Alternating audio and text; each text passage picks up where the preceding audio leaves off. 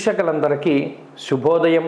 నేటి ముఖ్య పంచాంగ విషయాన్ని గనక పరిశీలన చేస్తే ఈరోజు జనవరి నెల 19వ తారీఖు 2024వ సంవత్సరం. ఈరోజు సూర్యోదయం 6:39 సూర్యాస్తమయం 5:44. అలాగే ఈరోజు స్వస్తి శ్రీ చాంద్రమానేన శ్రీ శోభకృత్ నామ సంవత్సరం, ఉత్తరాయణం, హేమంత ఋతువు, పుష్యమాసం, శుక్లపక్షం, నవమి తిథి. ఈరోజు రాత్రి 11:33 వరకు ఉన్నది. అలాగే ఈరోజు అశ్విని నక్షత్రం 7:14 వరకు ఉన్నది. ఆ తదుపరి భరణి నక్షత్రం అందు చంద్ర సంచారం ఉండబోతూ ఉన్నది.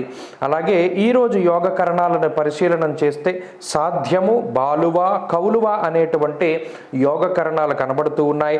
అమృత ఘడియలు రాత్రి ఉన్నాయి. పగట కాలం మందు ఏ విధమైనటువంటి అమృత కాలము లేదు. ఉదయం దుర్ముహూర్తం మాత్రం 8:52 లగాయతు 9:36 వరకు దుర్ముహూర్తం ఉన్నది. పునర్దుర్ముహూర్తం 12:33 లగాయతు 1:18 వరకు పునర్దుర్ముహూర్తం ఉన్నది. ఈ రెండు సమయాలు కూడా మంచివి కావు. వీటితో పాటుగా వర్జ్యం సాయంత్రం 4:30 లగాయతు 6:02 వరకు ఉన్నది. ఈరోజు ఎక్కువ సమయంలో దుర్ముహూర్తాలు, వర్జ్యాలు కొద్దిగా ఎక్కువగా ఉన్నాయి కాబట్టి పనులు ప్రారంభం చేసేటప్పుడు చాలా జాగ్రత్తగా చూసుకోవాలి. అలాగే ఈరోజు వారాధిపతి అయినటువంటి శుక్రగ్రహం ప్రస్తుతానికి ధనురాశిలో సంక్రమణం చేస్తూ ఉన్నారు కాబట్టి ఆయన యోగించేటువంటి రాశులు ఏవైతే ఉన్నాయో, అనగా వృషభ రాశ్యాధిపతి ఆయనే కాబట్టి వృషభ రాశి వారికి, అలాగే సింహరాశి వారికి, అలాగే కన్యారాశి వారికి, అలాగే వృశ్చిక రాశి వారికి, ధను రాశి వారికి, కుంభరాశి వారికి, ఈ రాశుల వారికి శుక్రుని యొక్క అనుకూలత ఈరోజు అధికంగా ఉన్నది కాబట్టి వారు తలపెట్టేటువంటి కార్యక్రమాలన్నీ కూడా దిగ్విజయంగా పూర్తి అవ్వడానికి అవకాశం ఉంటుంది. అలాగే ఈరోజు జన్మించినటువంటి నవజాత శిశువులు ఎవరైనా సరే వారు శాంతి ప్రకరణాన్ని ఆచరించాలి. అశ్విని నక్షత్రానికి శాంతి ఉన్నది, భరణి నక్షత్రానికి శాంతి ఉన్నది కాబట్టి అందులో కొన్ని పాదాల జననం దానికి శాంతి ఉండదు, మిగతా పాదాలకి శాంతి ప్రక్రియ ఖచ్చితంగా ఉంటుంది. అలాగే ఈరోజు నవమి తిథి, ఈ రిక్త తిథి అంటారు.